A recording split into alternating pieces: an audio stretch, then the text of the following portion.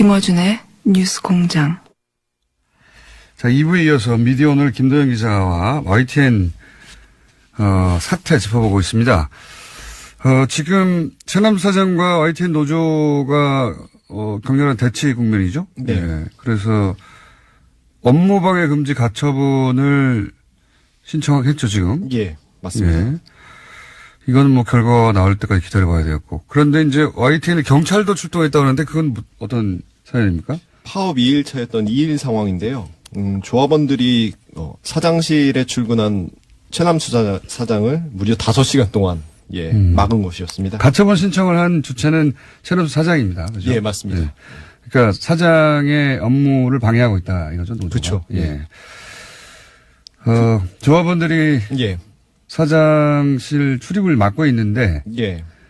사장실에 들어갔다가 5시간 동안 못 나왔다. 예. 못 나왔고 노조는 그 자리에서 사퇴 의사를 이제 받으려고 강하게 압박하는 상황이었고요. 최 사장도 끝끝내 이제 사퇴 요구는 현장에서 거부했고 그 7일에 자신의 입장을 밝히겠다는 것으로 입을 모으고 5시간 만에 풀려난 상황이었고요. 이게 지금 현재 사측에서는 집단 린치다라고 강하게 어필하고 있는 상황이고 노조는 이제 사측의 일방적인 규정에 대해서 반발하고 있는 상황입니다. 이후에 경찰도 출동했었고요. 예. 노조에서는 이제 사장이 합의를 했다가 나중에 파기하지 않았느냐. 그렇죠. 그 문제에 대한 책임을 왜 얘기하지 않은 채 우리의 이제 그 행위에 대해서만 지금 비판하고 있느냐 이렇게 강하게 지금 현재 대치하고 있는 상황입니다. 지금 이 국면이 해결되려면은 한 사람이 사퇴하거나 노조가 그러니까 사장이 사퇴하거나 노조가 그렇죠. 물러나거나 해야 되는데 지금은 그거밖에 없는 것 같습니다. 근데 그럴 일은 없을 것 같고 지금 대치 국면으로 봐서는 그러면 이사회가 있지 않습니까? 그렇죠. 3월 주총이 열리는데요. 이 자리가 굉장히 중요할 거라고 보여지고요. 이사회가 최남수 사장과 노조의 현 상황에 대해서 어떻게 정리할 것인지 사회적인 여론과 그리고 노조의 그 반발 그리고 최남수 사장의 입장이 굉장히 중요할 것 같습니다. 최남수 사장님과 저희가 인터뷰 시도 중이고 곧 성사가 될 수 있을 것 같은데 예. 양쪽을 취재하신 분으로서 어떻게 생각하십니까? 양쪽이 3월 주총 이전에 뭔가 화해하거나 타협하거나 관계가 회복될 가능성이 있습니까? 전무합니다. 절대 없습니다. 예. 오늘 여기까지 듣겠습니다. 미디어오늘 김도영 기자였습니다. 감사합니다. 최근 네이버 댓글 관련해서 네티즌들의 의혹 제기도 많고 그리고 민주당에서도 자체 조사를 하고 댓글 조작 의혹에 대해서 경찰에 수사 의뢰도 했죠. 예. 더불어민주당 디지털 소통위원회 위원장 최민희 전 의원 스튜디오에 직접 모셨습니다. 안녕하십니까? 안녕하세요. 네. 요 사안은 제가 무척 관심하는 오래전부터 예, 이 소위 시발단을 적발한 사람으로서 블랙하우스 봤습니다. 블랙하우스. 그래서 오늘 그 이후의 얘기를. 블랙하우스 못 본 분들을 위해서 댓글을 이게 뭐 사람이 하는 것도 있겠지만 사람이 아니라 프로그램 매크로라고 불리기도 하는 프로그램으로 한 거 아니냐. 그래서 블랙하우스에서 이제 프로그램으로 가능은 하다. 예, 그 프로그램이 정말 쓰였냐 아니냐는 사실 경찰이 수사할 내용인 것 같고 프로그램이 가능하긴 하다는 걸 시연으로 보여준 적이 있는데 그 이후 스토리가 됐군요. 이거. 네. 그러면 의원님도 이 매크로가 사용됐다고 의심하십니까? 그러니까 의심 정황 정도가 있겠네요. 그렇죠? 그렇죠. 의심합니다. 왜냐 정황 하시다. 증거가 있으므로. 어떤 구체적인 정황 증거가 있습니까? 그러니까 우리가 보통 그러니까 그 포털이 다 아시는 얘기인데 이제 포털에 우리 기사가 올라갔다고 쳐요. 그러면 우선 일면에 뜨길 바라고. 그렇죠. 그다음에 내가 올린 댓글이 맨 위에 올라가서 많은 사람이 보기를 원하고. 그렇죠. 그렇게 하려면 어떻게 해야 돼요? 댓글을 내가 올렸을 때 누군가 추천을 많이 해주길 바라잖아요. 네네. 거꾸로 이걸 활용해서 뭔가 여론을 바꿀 수가 있을 것 같습니다. 그렇죠. 자신이 어떤 기사가 나왔는데 자신이 원하는 방향으로 댓글을 쓰고 그 댓글이 많이 달렸으니까 사람들이 많이 보는 원하는 기사여서 상당히 노출되고 뭐 그런 그렇죠. 거죠. 그런데 대개 그 네이버든 다음이든 일면에 떴을 때 댓글이 하나 올라가고 그게 추천되는 속도가 있습니다. 일반적인 속도. 통상적인 속도 같은 게 있죠. 있는데 갑자기 어느 순간부터 민감한 기사에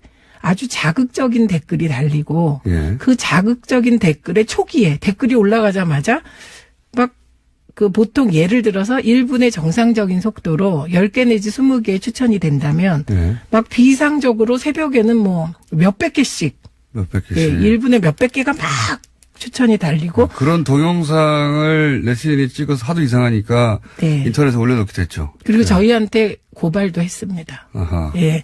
그래서 이게 이제 되게 댓글에 추천이 많이 달리는 건 말씀하셨듯이 두 가지 방법인데 좌표 찍기라 그래서 폐쇄망에서 어떤 기사에 댓글을 올렸으니 가서 찍어라. 추천해라. 이런 방식. 그건 예전부터 있어 왔어요. 예, 사람이 하는 방식. 자발성에 기초한 거니까 이거는 애매한데요. 이게 사람이 찍을 수 없는 속도로 댓글에 추천이 올라가는 경우에 대한 고발이 많이 들어왔습니다. 그거를 이제 사람이 했다고 전제하고 얘기하면 예를 들어서 뭐 특정 연예인의 팬클럽들이 새로운 앨범 나왔으니까 자 저기 가서 추천하자 이런 경우는 과거부터 있어 왔고요. 그거는 말씀하셨다시피 이제 팬심에 근거한 거니까 이거를 범죄로 몰기 그렇습니다. 특별한 그렇죠. 예외적인 상황이고 그게 아니라 이제 이거는 프로그램으로 한 거 아닌가? 예, 그거는 이제 블랙하우스에 조금 이제 이어서 말씀을 드려보면 블랙하우스에서 프로그램 실행하는 것까지 보여주셨잖아요. 댓글 다는 것까지. 그 다음에 이제 댓글 다는 프로그램이 있고, 그 다음에 또 하나는 댓글에 공감을 누르는 프로그램이 또 있는 거죠. 댓글은 그냥 텍스트로 달기만 하는 거고, 이게 이제 소위 말해서 좋아요에 해당되는 그렇죠. 공감의 버튼을 누르는 프로그램도 따로 있죠. 그렇죠. 근데 댓글은 제 아이디로 얼마든지 달 수가 있습니다. 그럼요. 예, 그런데 추천은 한 번밖에 못해요. 그렇죠. 1아이디당 한 번. 그러면 제가 네이버에 3개의 아이디를 가지고 있을 수 있잖아요. 그러니까 3번까지 추천할 수 있는 거죠. 그런데 그때 블랙하우스에서는 그 프로그램이 실행될 수 있다를 보여주신 거잖아요. 근데 그 전 단계를 얘기해 보면 그 프로그램은 아마 아이디를 제가 이렇게 보니까 몇십 개 수준으로 돌린 것 같더라고요. 있는 아이디를 가지고. 그렇죠. 그런데 아이디 확보를 하지 않으면 매크로를 돌릴 수 없다. 이렇게 그렇죠. 되는 겁니다. 당연히. 한 사람은 3개밖에 아이디가 없으니까 만약에 한 사람이 프로그램을 매크로를 사용하면 겨우 3개 찍기 끝나는 거죠. 그렇죠. 그런 그런데 의미가 없죠. 몇십 개를 가지고 있다 이 말은 내 이름이 아닌 다른 사람의 아이디를 가지고 있다는 거거든요. 그렇죠. 그래서 저희가 보니까 아이디 확보를 위한 한 4가지 정도의 방법이 있었어요. 4가지. 예. 우선 첫째는 아이디를 구매하는 겁니다. 돈 주고 산다. 예, 그래서 보니까 그럴 수도 1,000원 있어요? 내지 3,000원 정도의 아이디가 이게 매매되고 있었습니다. 이건 불법입니다. 본인이 1,000원에서 3,000원 정도에 파는 건가요? 아니면 그걸 불법적으로 해킹해가지고 파는 건가요? 그러니까 그게 이제 그 다음에 해킹은 나오는 거예요. 우선 구매 사이트가 있습니다. 실제 구매 사이트가 있다. 네. 그래서 그 구매 사이트는 저희가 이미 지난번에 1월 31일 날 고발했습니다. 그건 완전히 불법이죠, 그냥. 네, 그것도 불법이고 두 번째 양도라는 방법이 있습니다. 양도. 제가 공장장에게 내 아이디 써도 좋아 3개 줄게 이렇게 하는 거. 친구일 수도 있고 가족일 수도 있고. 네, 근데 이것도 불법입니다. 네, 양도할 수 없는 거예요. 그렇죠. 예, 그다음에 세 번째는 비번을 도용한 해킹이 있습니다. 그렇죠. 이게 이제 가장 큰 문제죠. 나머지도 문제지만. 네. 비번. 아예 본인의 의사와 상관없는 거 아닙니까, 이거는, 그죠? 그러니까 저도 그 비번을 해킹당해가지고 아이폰 쓸 때 뭐 여러 번 막 비번이 막 안 돼갖고 바꾸고 그랬거든요. 요런 경우 해킹이 의심되는데 요 해킹의 경우도 불법입니다. 비번 도용도. 그건 너무 당연히 불법. 그다음에 4번째 또 있습니다. 특정 프로그램을 만들어서 사람을 가공으로 만들어요. 신상 정보를. 그렇게 해서 아이디를 부여받습니다. 그러니까 아예 네이버에 가입을 할 때부터. 그러니까 가공의 신상 정보. 지금까지는 정말로 실제로 있는 사람들을 빌리거나 뭐 해킹해서 따거나 이런 건데 그게 아니라 아예 있지도 않은. 그게 가능해요?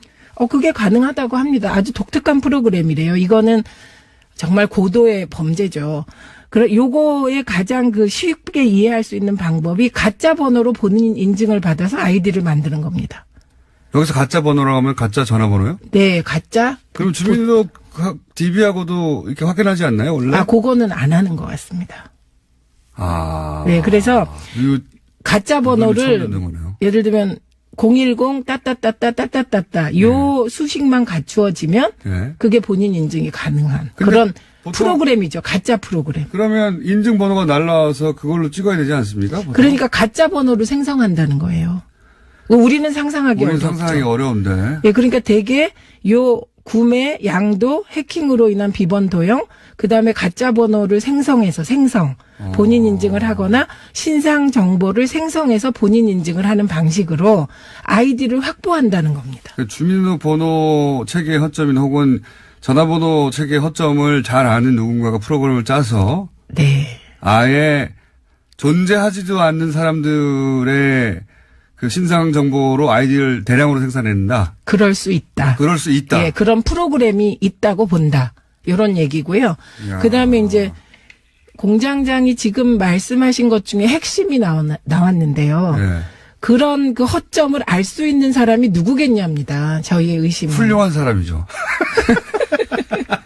훌륭한 프로그래머. 근데 그러려면 네이버가 이런 소위 이제 신상 정보를 체크하거나 하는 시스템도 알아야 되죠. 네이버가. 그렇죠. 예. 예, 그러니까 고도의 전문가입니다. 그냥 전문가도 아니고.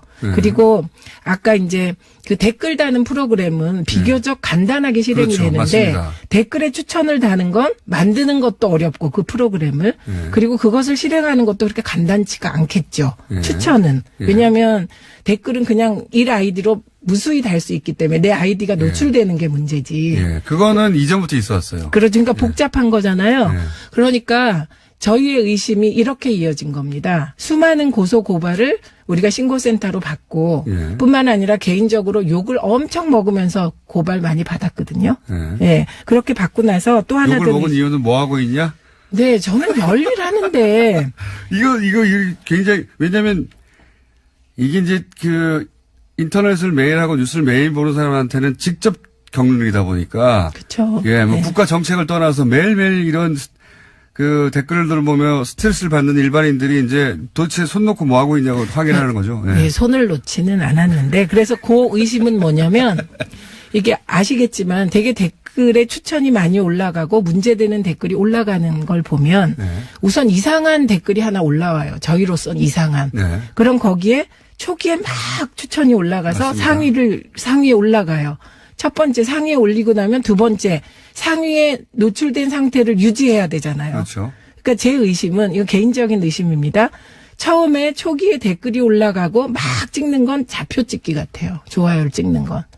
그다음에 그거를 유지하는 건 기계적 조작이 아니겠느냐라고. 사람 플러스 프로그램이 하는 것이다. 그렇죠. 저는 적극적으로. 그렇게 제가 의심을 갖고 있습니다. 오랫동안 쳐다보다 보니 그런. 네.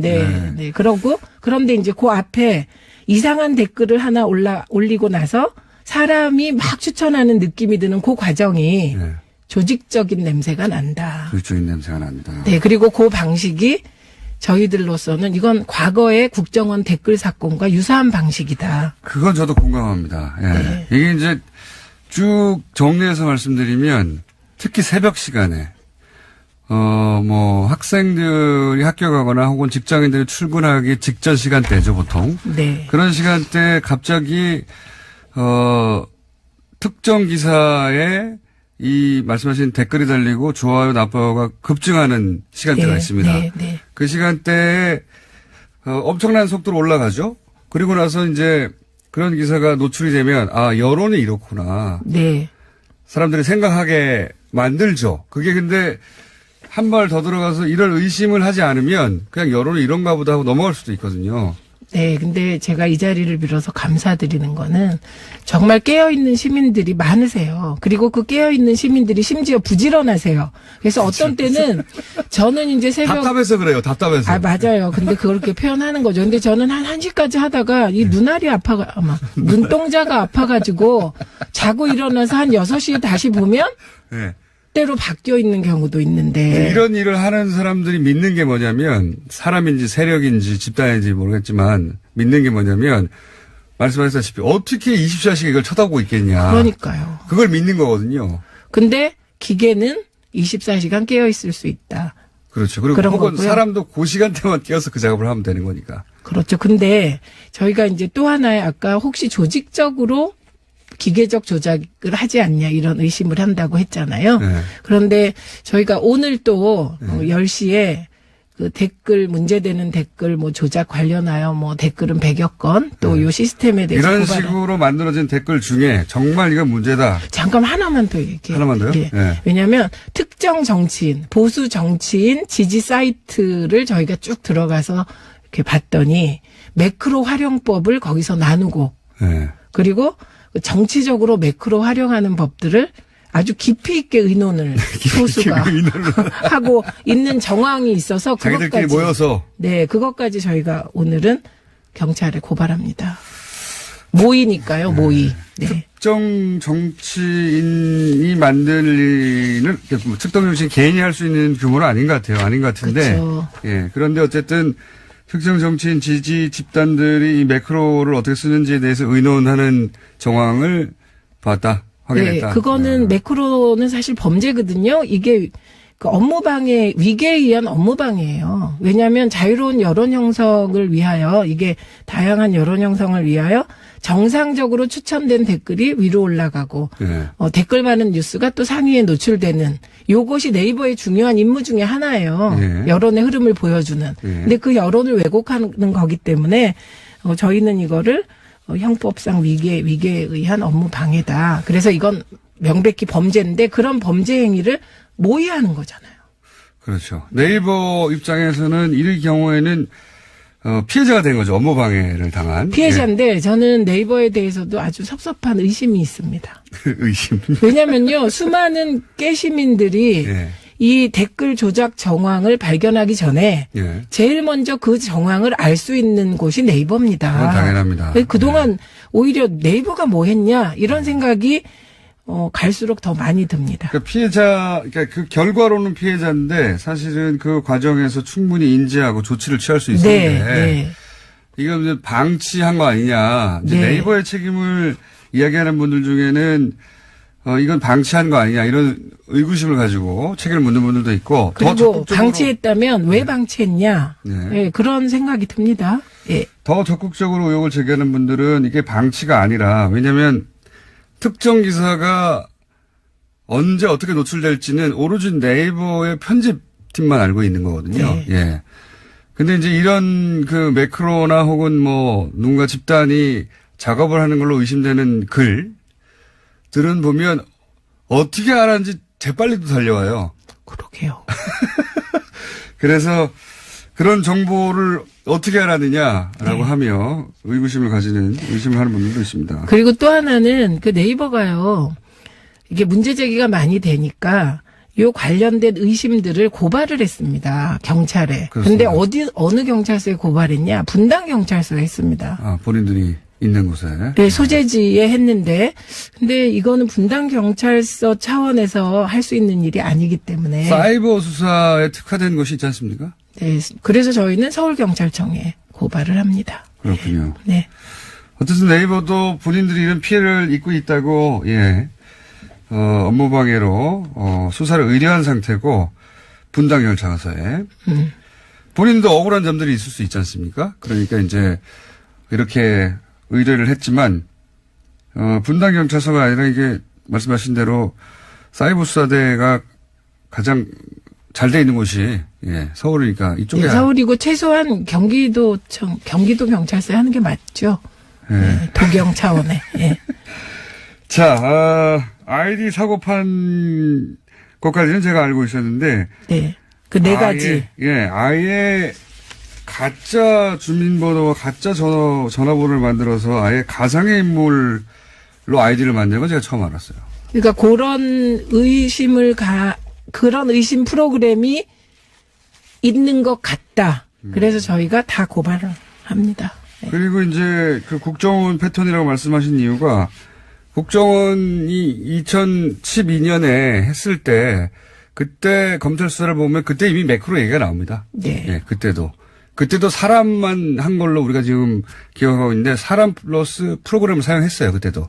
네. 그리고 이미 다 알려진 그 알고리즘 변경 건도 네. 지금의 1대1 공감, 비공감 1대1인 건 요게 국정원 댓글이 횡행하던 그때의 알고리즘이거든요. 그렇죠. 예. 중간에 한번 바꿨다 다시 돌아온 거거든요. 예. 예, 그 후에 1대3으로 바뀌었는데 1대3이 그게 여론을 정확히 반영하는 거죠. 이건 전문가들의 의견이고요. 네. 근데 다시 1대1로 바뀌면서 이런 정황들이 나타나다 보니 저희로서는 예, 의심하지 않을 수 없습니다. 왜, 뭐 어쨌든 네이버가 오라는 점도 있고 네이버가 해명해야 되는 점도 있고 그리고 이게 이제 사람만 저희가 이제 옵션 알기라고 제가 한 예, 두세 달 전에 제기했던 게 이런 이야기거든요. 결국 여기에 뭔가 프로그램. 그렇죠.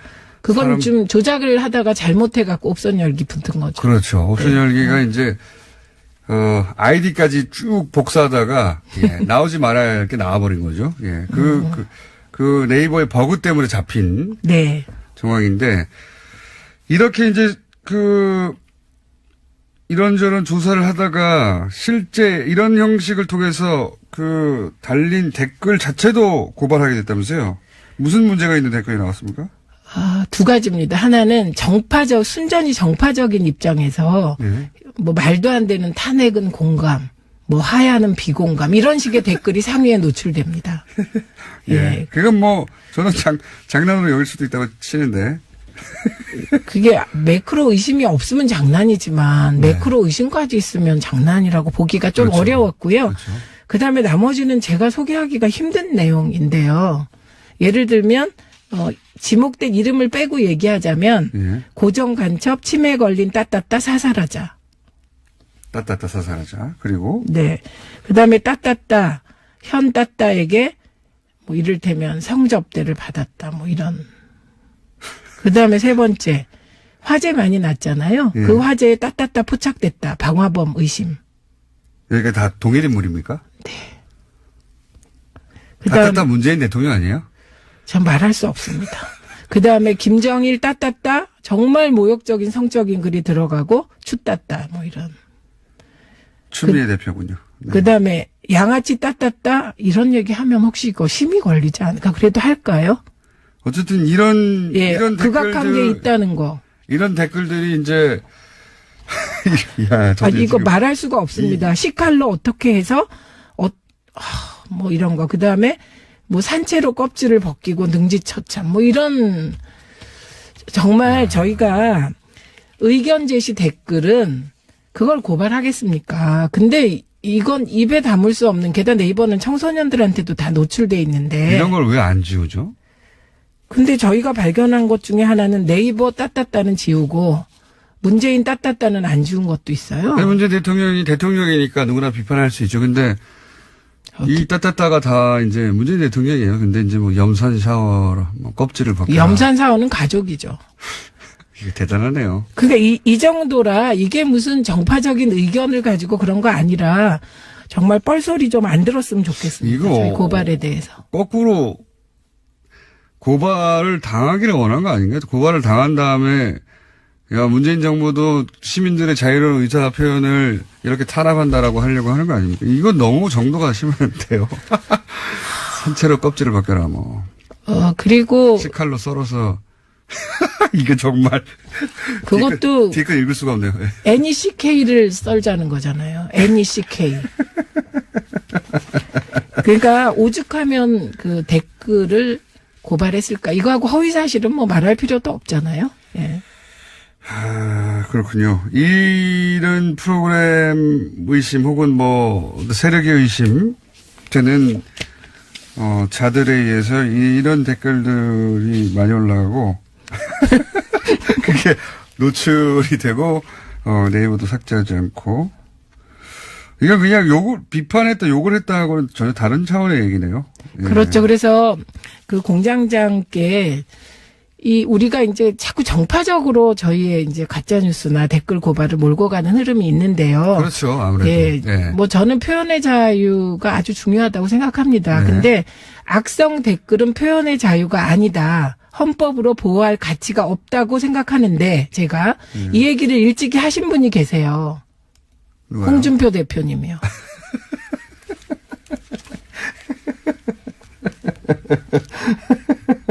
MBN과 지금 최근, 대치 국면이죠. 예. 정말 스트롱이신데요. 예. 저는 더 깜짝 놀란 게 뭔지 아세요? 저는 제가 좀 이게 피해의식도 있어서 그런데 추미애 대표가 저렇게 했으면 언론들이 막 난리가 났을 텐데 난리 났겠죠. 왜 언론들은 홍스트롱 대표 앞에서는 그렇게 작아질까 이런 게 더 저한테는 포인트입니다. 예. 그거는 그것대로 또 하나의 뉴스거리긴 한데 저는 저의 관심사는 이겁니다. 댓글 조작, 이게 사람의 여론에 영향을 미치려고 하는 범죄잖아요. 네. 그러니까 존재하지 않는 여론을 가지고 가짜로 가공을 해낸 다음에 이렇게 퍼뜨리는 것도 문제고 또 그걸 방치했다면 그것도 큰 문제고요. 그렇죠. 네. 저는 어떤 의미에선 방치가 더 큰 문제일 수 있다고 생각하고요. 네. 이런 그 인터넷 여론 조작의 경우 기계까지 동원해서 하면 제 머릿속을 기계가 헤집고 들어오는 느낌이 듭니다. 근데 그게 무슨 사람들이 믿겠냐 하는데 이런 걸로 도배돼 있으면 정말로 이렇게 여론이 나쁜가? 내가 잘 모르는 건가? 생각하게 만들고요. 그게 실제 지지율도 연결이 돼요. 때로는. 그럼요. 친구 따라 강남 가는 게 사람이거든요. 왜냐하면 주변에서 다 뭐 욕하면 나만 잘못하고 있나 이렇게 생각할 수 있어요. 네. 물론 이거를 개인들이 찍고 막 손으로 적어서 기록하고 답답하니까 막 이 민주당에다가 이거 뭐 하고 있냐고 화내고 네. 그런 개인들도 엄청나게 많지만 뭐 일상 중에 정치에 대해서 그렇게 크게 관심 없고 포털에서 뉴스 읽다가 밑에 댓글 보고 여론 동향이 이렇구나 파악하신 분들도 꽤 많거든요. 네. 그런 사람들에게 영향을 미치는 거죠. 근데 그게 이제 이렇게 누군가의 조직적인 조작으로 만들어지는 건 범죄죠. 그렇다면. 네, 그렇다면 이제 그걸 한번 찾아보려고 하는 것이고요. 네. 저희가 얘기하는 동안 이런 문자가 왔네요. 해외 거주민의 경우에는 주민번호가 없으니까 휴대폰 번호를 통해서 문자 인증만 받으면 아이디를 만드는 게 가능하대요. 그러니까 아까 제가 얘기한 그런 방법으로 사용한 게 아닐까. 가짜 번호 예. 인증. 네. 이건 있습니다. 해외에 그러니까 가상 휴대폰 번호를 발급하는 프로그램이 있어요. 그런 게 악용될 수도 있습니다. 그러니까요. 그런 방법을 두 가지를 섞어서 썼을 수도 있겠네요. 해외에 누군가라고 신청을 하면서 해외 가상 휴대번호를 만들어서 매크로 프로그램도 또 거래가 되는 사이트가 있다네요. 이거 아는 분들이 많네요. 이 관련해가지고. 네, 그래서 집단 지성이라는 게 진짜 대단한 것 같아요. 매크로를 만들기도 하지만 아예 거래하는 매크로 자체도 거래 사이트가 있다. 요거 이제 지금 당장은 이렇게 수면만 이렇게 훑고 있는데 점점 들어가면 뭐가 나오겠죠. 네. 예, 제보자도 나올 것이고요. 혹시 뉴스공장에 제보하시고 싶은 분들은 뉴스공장에 제보하셔야 되고 최민희 전 의원이 지금 디지털 소통위원회 위원장이십니다. 이 문제를 집중적으로 다루고 있으니까 최민희 전 의원에게 연락하셔도 됩니다. 연락처는 인터넷 쳐보면 나오겠죠? 네. 물론 네이버의 반론도 저희가 실어드릴 수 있습니다. 반론기에 있으니 연락 주시기 바랍니다. 오늘 여기까지 할까요? 네. 근데 이거 더 깊이 파야 돼요. 네. 한 단계 더 들어가면 또 그때 나오시는 걸로. 네. 제가 보기에는 이 파고 계신 속도로 볼 때 뭐가 더 나올 것 같네요. 네. 조용조용히 네네. 자, 오늘 여기까지 하겠습니다. 지금까지 최민희 전 의원이었습니다. 감사합니다. 고맙습니다.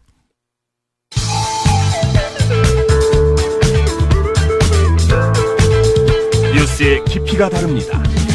최고의 뉴스 생산자 김어준입니다.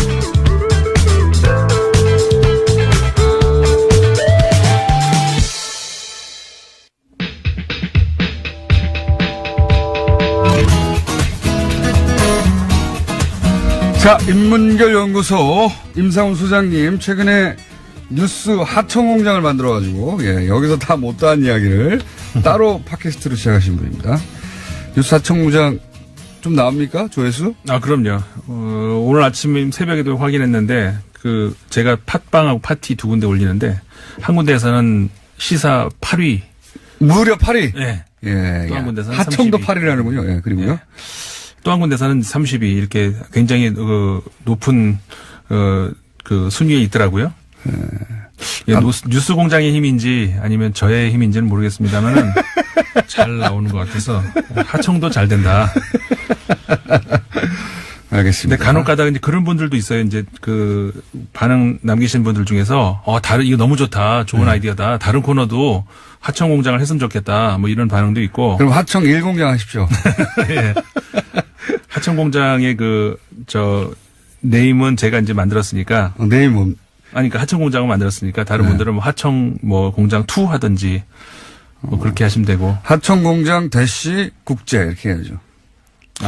그렇게? 네. 왜냐면 아니면 1공장을 하든가. 네, 1공장.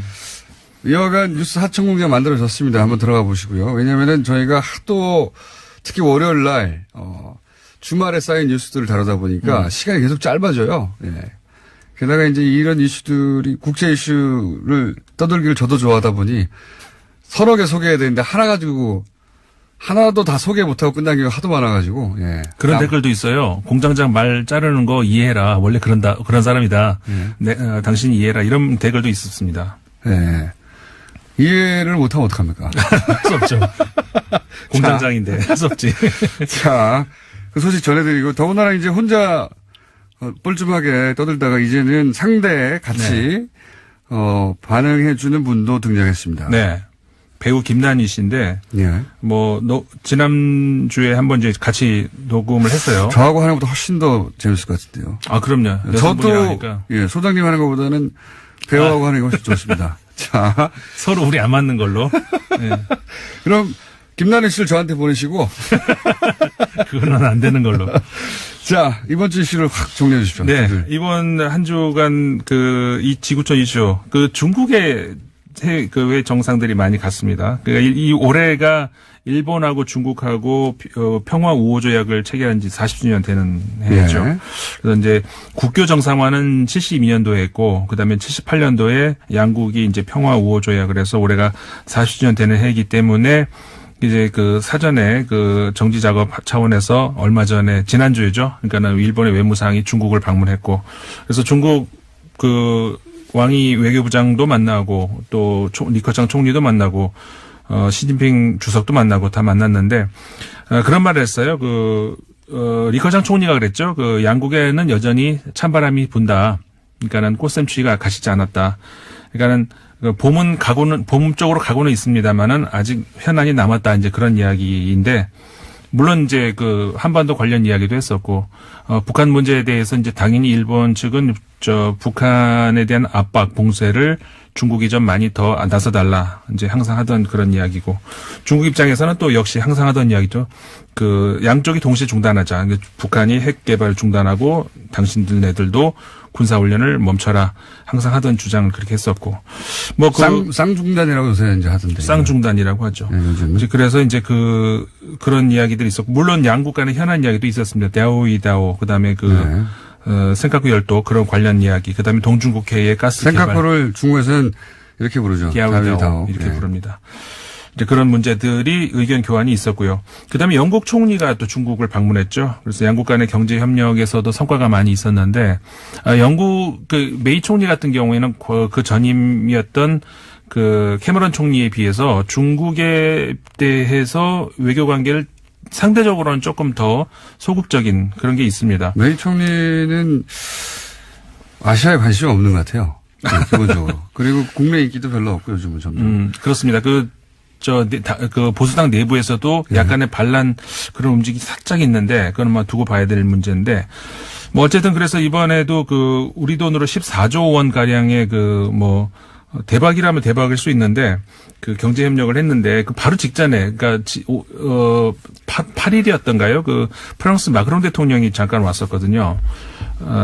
국빈 방문이었죠. 잠깐이 아니라. 이제 그때 정말 대박을 터뜨렸어요. 이제 에어버스 팔고, 경수로 팔고, 이렇게 해서 합쳐서 30조 원 우리 돈으로 하자면 그 정도 했기 때문에 상대적으로 프랑스는 저렇게 했는데 왜 영국 이게 뭐냐 그런 이야기도 나오고 합니다. 근데 워낙에 이제 캐머런 총리 때 중국하고의 관계를 크게 그 당시에는 황금 시대 이런 말까지 나왔었거든요. 캐머런 총리가 그렇게 얘기를 했었는데, 그런 거에 비해서 이제 좀 소홀한 감이 있다 이런 얘기도 나오고 있다는 거. 아무튼 중국과 세계 정상들과의 만남이 빈번한 한 주였다. 네. 그리고요. 우리나라도 지금 뭐 지하실에서 문서가 발견했다, 청와대 문서가 발견했다 이런 얘기 나오는데 이게 참 문서 관리를 참 잘해야 되는 것 같아요. 호주에서 한 국가 기밀 문서가 이제 엄청난 양이 발견이 됐는데 이게 어디서 발견이 됐냐면은 어디 건물 지하도 아니고 중고 가구점에서 발견이 됐어요. 갑자기 그 생각이 나네요. 영포 빌딩 지하에서, 예. 청와대 문서들이 나오니까 이삿짐 하다가 잘못됐다 그러는데 그럼 자기 집에서 발견돼야죠. 그렇죠. 그쪽으로 이삿짐 관련 없는데. 그 지하에 살지도 않는데 말도 안 되는 소리고요. 근데 이게 호주에서 발견된 네. 이 가구는 그리고 또 되게 싸게 팔렸대요. 왜 싸게 팔렸냐면은 묵직한데 뭔가가 열쇠로 잠겨 있었는데 그 열쇠가 분실됐대요. 그러니까 열쇠가 없는 가구니까 이제 싸게 팔린 건데 그러니까는 누군가가 이제 싸게 사서 그거를 이제 안 열리니까 드릴로 뚫었다는 거죠. 써야 되니까.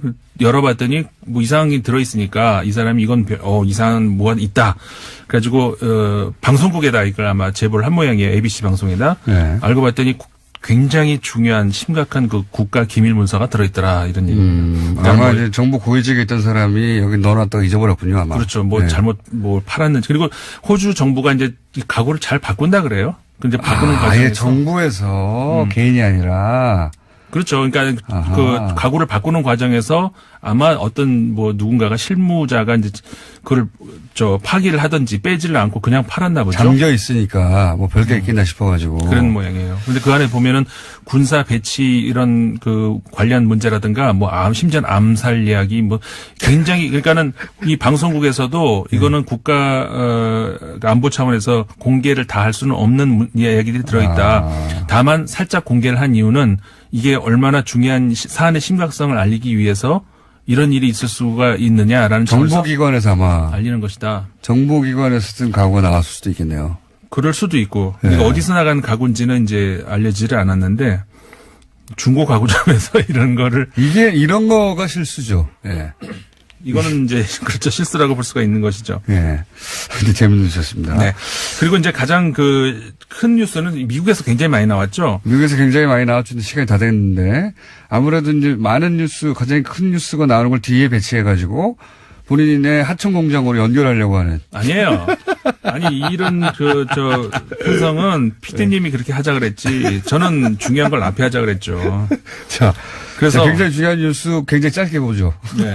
시간이 얼마 남지 않았으니까. 2분 남았습니다. 트럼프 대통령과 FBI 간의 외나무다리 승부. 이거 우리나라 보도가 많이 됩니다만은 예. 저는 굉장히 재밌게 보고 있는 것이 과거 닉슨 대통령 때의 상황하고 비슷하게 너무 많아요. 그러니까 서로 공방을 주고받고 있어요 지금. 네. 네. 근데 아무리 봐도 FBI가 유리한 것 같은데요. 내용상으로는. 근데 한쪽은 대통령이니까요 또. 그렇죠. 그리고 이제 이게 최근엔 누네스 메모라고 해가지고 누네스라는 의원이 적은 메모가 이제 공개가 됐는데 트럼프가 이걸 또 이렇게 봐라. FBI가 나를 이렇게 편파적으로 조사를 하고 있다. 이런 내용인데 글쎄요. 좀 말씀하신 것처럼 이제 더 지나봐야 되겠지만은 FBI가 유리한 상황. 왜냐하면은 FBI에서 가지고 있는 것이 너무 많아 보여요. 그러니까요. 트럼프에 대해서. 그리고 그중에 트럼프 비서관이었던가요? 특보였던가요? 하여튼 트럼프 쪽에서 FBI를 협조하는 쪽으로 돌아선 사람이 있지 않습니까? 예. 이름이 갑자기 생각 안 나요, 또. 이렇게 급하게 다른 이름이 생각 안 납니다. 이하간. 점점, 우리나라에서도 마찬가지인데, 이명박 대통령의 측근이었다고 해서 자기가 다 뒤집어 쓰고 가지는 않거든요. 예. 그렇게 다 뒤집어 쓰고 가지 않으려고 하는 측근들이 트럼프의 등을 돌리는 상황, 앞으로, 지금도 이제 좀 있지만 앞으로 크게 전개되지 않겠나. 네. 그리고 또 하나 이제 우리나라에 가장 크게 보도됐던 것이 역시 빅터 차 교수의 주한 미국 대선 낙마 소식 아니겠습니까? 근데 이것과 관련이 돼가지고 미국의 코피 전략, 갑자기 코피라는 말이 갑자기 나오기 시작했는데 이게 도대체 무슨 소리냐. 이 관련해서 이야기를 해야 되겠는데 시간이 부족하니까. 코피 전략이 이라는 자체가 뭔지만 짧게. 코피라는 그러니까 이런 전략이 원래 있지는 않았죠. 다만 과거에 이제 있었던 것은 예방 타격, 선제 타격 이런 것이 있었는데, 그러니까 전쟁이 일어나기 전에 먼저 이제 상대방이 정신을 못 차리게 때린다 이제 이런 건데, 이제 언론에서 코피 전략이라는 말을 쓰기 시작을 한 거죠. 그러니까 전면전은 아니고 코에서 피만 나올 정도로 때리는 그렇죠. 거죠. 한마디로 우리 하는 말로 선빵을 날리는 건데, 약하게. 예. 근데 이제 코피 전략이라는 말로 우리가 진짜 조심할 임상훈 소장이었습니다. 안녕. 끝나는 거예요.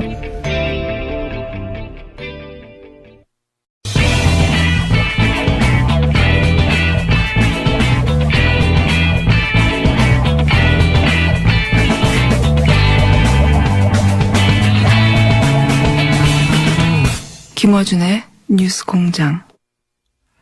자, 2부에 이어서 미디어오늘 김도영 기자와 YTN 사태 짚어보고 있습니다.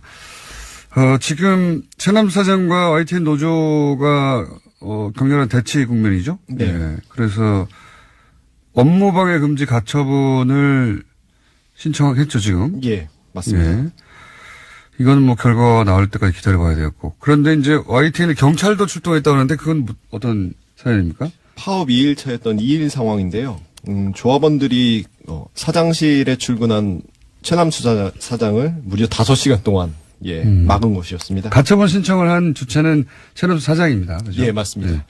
그러니까 사장의 업무를 방해하고 있다 이거죠. 노조가. 그렇죠. 예. 조합원들이 예. 사장실 출입을 막고 있는데 예. 사장실에 들어갔다가 5시간 동안 못 나왔다. 예. 못 나왔고 노조는 그 자리에서 사퇴 의사를 이제 받으려고 강하게 압박하는 상황이었고요. 최 사장도 끝끝내 이제 사퇴 요구는 현장에서 거부했고 그 7일에 자신의 입장을 밝히겠다는 것으로 입을 모으고 5시간 만에 풀려난 상황이었고요.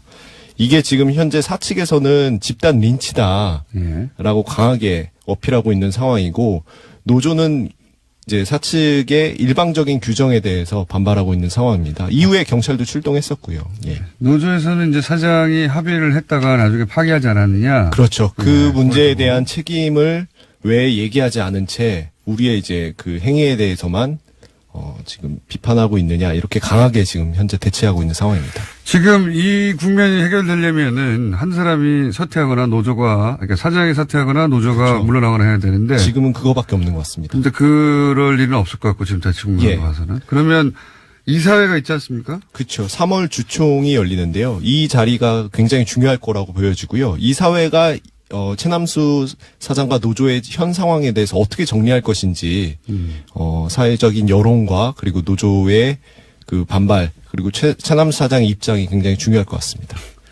최남수 사장님과 저희가 인터뷰 시도 중이고 곧 성사가 될 수 있을 것 같은데. 예. 양쪽을 취재하신 분으로서 어떻게 생각하십니까? 양쪽이 3월 주총 이전에 뭔가 화해하거나 타협하거나 관계가 회복될 가능성이 있습니까? 전무합니다. 절대 없습니다. 예. 오늘 여기까지 듣겠습니다. 예. 미디어오늘 김도영 기자였습니다. 감사합니다. 찍을 수 없는 속도로 댓글에 추천이 올라가는 경우에 대한 고발이 많이 들어왔습니다. 그거를 이제 사람이 했다고 전제하고 얘기하면, 예를 들어서 뭐 특정 연예인의 팬클럽들이 새로운 앨범 나왔으니까 자, 저기 가서 추천하자, 이런 경우는 과거부터 있어 왔고요. 네. 그거는 말씀하셨다시피 이제 팬심에 근거한 거니까 이거를 범죄로 몰기는 그렇습니다. 특별한 그렇죠. 예외적인 상황이고, 그게 아니라 이제 이거는 프로그램으로 한 거 아닌가? 예, 그거는 이제 블랙하우스에 조금 이제 이어서 말씀을 드려보면, 블랙하우스에서 프로그램 실행하는 것까지 보여주셨잖아요. 댓글 다는 것까지. 그 다음에 이제 댓글 다는 프로그램이 있고, 그 다음에 또 하나는 댓글에 공감을 누르는 프로그램이 또 있는 거죠. 댓글은 그냥 텍스트로 달기만 하는 거고, 이게 이제 소위 말해서 좋아요에 해당되는. 그렇죠. 공감의 버튼을 누르는 프로그램도 따로 있죠. 그렇죠. 근데 댓글은 제 아이디로 얼마든지 달 수가 있습니다. 그럼요. 예, 그런데 추천은 한 번밖에 못 해요. 그렇죠. 1아이디당 한 번. 예. 그러면 제가 네이버에 3개의 아이디를 가지고 있을 수 있잖아요. 그러니까 3번까지 추천할 수 있는 거죠. 예. 그런데 그때 블랙하우스에서는 그 프로그램이 실행될 수 있다를 보여주신 거잖아요. 근데 그 전 단계를 얘기해 보면 그 프로그램은 아마 아이디를 제가 이렇게 보니까 몇십 개 수준으로 돌린 것 같더라고요. 예. 있는 아이들을 가지고. 그렇죠. 예. 그런데 아이디 확보를 하지 않으면 매크로를 돌릴 수 없다. 이렇게 그렇죠. 되는 겁니다. 당연히. 한 사람은 3개밖에 아이디가 없으니까. 네. 만약에 한 사람이 프로그램을 매크로를 사용하면 겨우 3개 찍고 끝나는 거죠. 그렇죠. 예. 그런 그런데 의미가 없죠. 몇십 개를 가지고 있다. 이 말은 내 이름이 아닌 다른 사람의 아이디를 가지고 있다는 거거든요. 그렇죠. 그래서 저희가 보니까 아이디 확보를 위한 한 4가지 정도의 방법이 있었어요. 4가지요? 예. 예. 우선 첫째는 아이디를 구매하는 겁니다. 돈 주고 산다. 예, 그래서 보니까 그럴 수도 1,000원 있어요? 내지 3,000원 정도의 아이디가 이게 매매되고 있었습니다. 이거 불법입니다. 본인이 1,000원에서 3,000원 정도에 파는 건가요? 아니면 그걸 불법적으로 해킹해가지고 파는 건가요? 그러니까 그게 이제 그 다음에 해킹은 나오는 거예요. 우선 네. 구매 사이트가 있습니다. 아, 실제 구매 사이트가 네, 있다. 네. 그래서 그 구매 사이트는 저희가 이미 지난번에 1월 31일 날 고발했습니다. 아, 그거 완전히 불법이죠, 그냥. 네, 그것도 예. 불법이고 두 번째 양도라는 방법이 있습니다. 양도. 제가 공장장에게 내 아이디 써도 좋아 3개 줄게 이렇게 하는 거. 친구일 수도 있고, 가족일 수도 있고. 네, 근데 이것도 불법입니다. 아하. 네, 양도할 수 없는 거예요. 그렇죠. 예, 그다음에 세 번째는 비번을 도용한 해킹이 있습니다. 그렇죠. 이게 이제 가장 큰 문제죠. 네, 나머지도 네. 문제지만. 네. 비번. 아예 본인의 의사와 상관없는 거 아닙니까, 이거는, 그죠? 그러니까 저도 그 비번을 해킹당해가지고 아이폰 쓸 때 뭐 여러 번 막 비번이 막 안 돼갖고 바꾸고 그랬거든요. 요런 경우 해킹이 의심되는데 요 해킹의 경우도 불법입니다. 최근 네이버 댓글 관련해서, 네티즌들의 의혹 제기도 많고, 그리고 민주당에서도 자체 조사를 하고, 댓글 조작 의혹에 대해서 경찰에 수사 의뢰도 했죠. 예. 더불어민주당 디지털 소통위원회 위원장 최민희 전 의원 스튜디오에 직접 모셨습니다. 안녕하십니까? 안녕하세요. 네. 요 사안은 제가 무척 관심이 많은 오래전부터 네. 예, 이 소위 시발단을 적발한 사람으로서 블랙하우스 봤습니다. 블랙하우스. 그래서 오늘 그 이후의 얘기를. 아하. 예, 네. 블랙하우스 못 본 분들을 위해서 댓글을 이게 뭐 사람이 하는 것도 있겠지만 사람이 아니라 프로그램 매크로라고 불리기도 하는 프로그램으로 한 거 아니냐. 그래서 블랙하우스에서 이제 프로그램으로 가능은 하다. 예. 그 프로그램이 정말 쓰였냐 아니냐는 사실 경찰이 수사할 내용인 것 같고 네. 프로그램이 가능하긴 하다는 걸 시연으로 보여준 적이 있는데 그 이후 스토리가 됐군요. 이거. 네. 네. 그러면 의원님도 이 매크로가 사용됐다고 의심을 하십니까? 그러니까 의심 정황 정도가 있겠네요. 그렇죠? 그렇죠. 의심합니다. 왜냐 의심을 정황 하시다. 증거가 있으므로. 어떤 구체적인 정황 증거가 있습니까? 그러니까 우리가 보통 그러니까 그 포털이 다 아시는 얘기인데 이제 포털에 우리 기사가 올라갔다고 쳐요. 예. 그러면 우선 일면에 뜨길 바라고. 그렇죠. 그다음에 내가 되니까. 올린 댓글이 맨 위에 올라가서 많은 사람이 보기를 원하고. 그렇죠. 그렇게 하려면 어떻게 해야 돼요? 댓글을 내가 올렸을 때 누군가 추천을 많이 해주길 바라잖아요. 네네. 거꾸로 이걸 활용해서 뭔가 여론을 바꿀 수가 있을 것 같습니다. 그렇죠. 네. 자신이 어떤 기사가 나왔는데 자신이 원하는 방향으로 댓글을 쓰고 그 댓글이 많이 달렸으니까 사람들이 많이 보는 원하는 기사여서 상당히 노출되고 뭐 네, 그런 그렇죠. 거죠. 그런데 되게 그 네이버든 다음이든 일면에 떴을 때 댓글이 하나 올라가고 그게 추천되는 속도가 있습니다. 일반적인 속도. 통상적인 속도 같은 게 예, 있죠. 예, 있는데 갑자기 어느 순간부터 예. 민감한 기사에 아주 자극적인 댓글이 달리고 예. 그 자극적인 댓글의 초기에 댓글이 올라가자마자 막 그 보통 예를 들어서 1분의 정상적인 속도로 10개 내지 20개의 추천이 된다면 예. 막 비상적으로 새벽에는 뭐 몇백 개씩 몇백 개씩. 예, 1분에 몇백 개가 막 추천이 달리고 그런 동영상을 네티즌이 찍어서 하도 이상하니까 네. 인터넷에 올려놓게 됐죠. 그리고 네. 저희한테 고발도 했습니다. 아하. 예. 그래서 이게 이제 되게 댓글에 추천이 많이 달리는 건 말씀하셨듯이 두 가지 방법인데 좌표 찍기라 그래서 네. 폐쇄망에서 어떤 기사에 댓글을 올렸으니 가서 찍어라. 추천해라. 이런 방식. 그건 예전부터 있어 왔어요. 예, 사람이 하는 방식, 자발성에 기초한 거니까 이거는 애매한데요. 이게 사람이다. 비번 도용도. 그건 너무 당연히 불법. 그다음에 네 번째 또 있습니다. 네. 특정 프로그램을 만들어서 사람을 가공으로 만들어요. 신상 정보를. 그렇게 해서 아이디를 부여받습니다. 그러니까 아예 네이버에 가입을 할 때부터 그러니까 네, 가공의 신상 정보. 지금까지는 정말로 실제로 있는 사람들을 빌리거나 뭐 해킹해서 따거나 이런 건데 그게 아니라 아예 있지도 않은. 네. 그게 가능해요? 그게 가능하다고 합니다. 아주 독특한 프로그램이래요. 이거는 정말 고도의 범죄죠. 요거의 가장 쉽게 이해할 수 있는 방법이 가짜 번호로 본인 인증을 받아서 아이디를 만드는 겁니다. 여기서 가짜 번호라고 하면 가짜 전화번호요? 네, 가짜. 그럼 주민등록 DB하고도 이렇게 확인하지 않나요, 원래? 그거는 안 하는 것 같습니다. 네, 그래서 가짜 번호를 예를 들면 010 따따따따따따따 요 수식만 갖추어지면 네. 그게 본인 인증이 가능한 그런 프로그램이죠. 가짜 프로그램. 그러면 인증번호가 날라와서 그걸로 찍어야 되지 않습니까? 보통? 그러니까 가짜 번호를 생성한다는 거예요.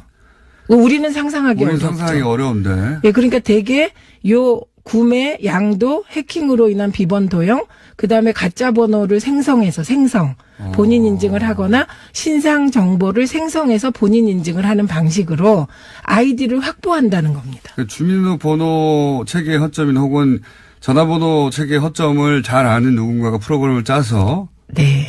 아예 존재하지도 않는 사람들의 그 신상 정보로 아이디를 대량으로 생산해낸다. 그럴 수 있다. 그럴 수 있다. 예, 그런 프로그램이 있다고 본다. 이런 얘기고요.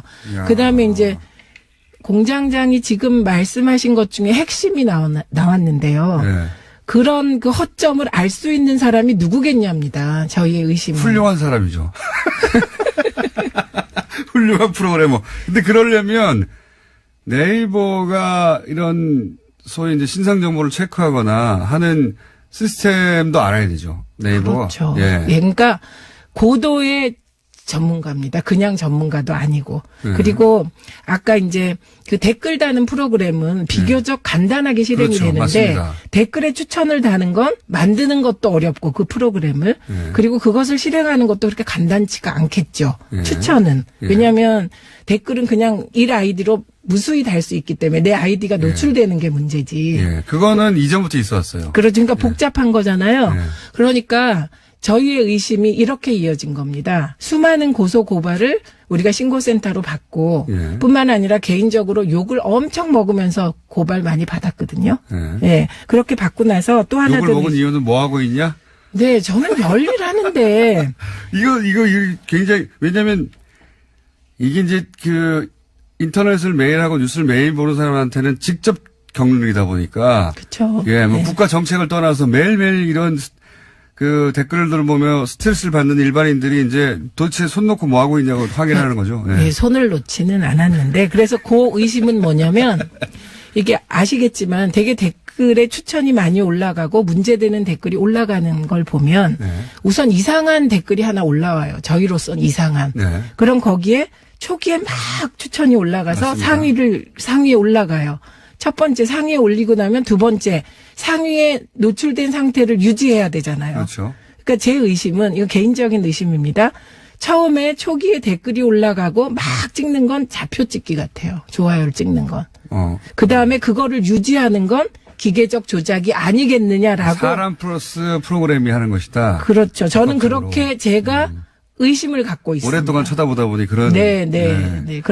그런데 이제 그 앞에 이상한 댓글을 하나 올리고 나서 사람이 막 추천하는 느낌이 드는 그 과정이 네. 조직적인 냄새가 난다. 조직적인 냄새가 난다. 네, 그리고 그 방식이 저희들로서는 이건 과거의 국정원 댓글 사건과 유사한 방식이다. 그건 저도 공감합니다. 예. 네. 이게 이제 쭉 정리해서 말씀드리면 특히 새벽 시간에 학생들이 학교 가거나 혹은 직장인들이 출근하기 직전 시간대죠, 보통. 네. 그런 시간대 갑자기, 특정 기사에 이 말씀하신 댓글이 달리고 좋아요, 나빠요가 급증하는 시간대가 네, 있습니다. 네, 네. 그 시간대에 엄청난 속도로 올라가죠. 그리고 나서 이제 그런 기사가 노출이 되면 아 여론이 이렇구나. 네. 사람들이 생각하게 만들죠. 그게 근데 한 발 더 들어가서 이런 의심을 하지 않으면 그냥 여론이 이런가 보다 하고 넘어갈 수도 있거든요. 네, 근데 제가 이 자리를 빌어서 감사드리는 거는 정말 깨어있는 시민들이 많으세요. 그리고 그 깨어있는 시민들이 심지어 부지런하세요. 그래서 어떤 때는 저는 이제 새벽. 답답해서 그래요, 답답해서. 아, 맞아요. 근데 그렇게 표현하는 거죠. 근데 저는 한 1시까지 하다가 이 눈알이 눈동자가 아파가지고 자고 일어나서 한 6시에 다시 보면 네. 때로 바뀌어 있는 경우도 있는데. 이런 일을 하는 사람들이 믿는 게 뭐냐면 사람인지 세력인지 집단인지 모르겠지만 믿는 게 뭐냐면 말씀하셨다시피 어떻게 24시간 이걸 쳐다보고 있겠냐. 그러니까요. 그걸 믿는 거거든요. 근데 기계는 24시간 깨어 있을 수 있다.